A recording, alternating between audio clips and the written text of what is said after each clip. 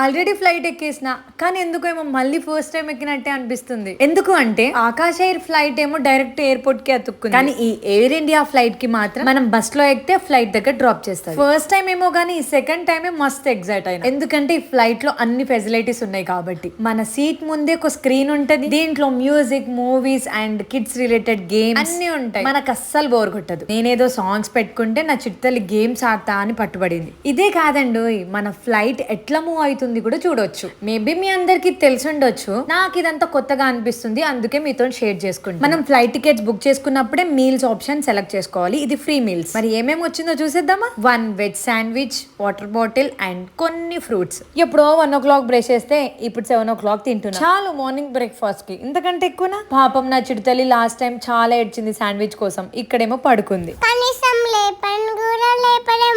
అరే పడుకున్న వాళ్ళకి లేపితే ఎంత పాపమో తెలుసా.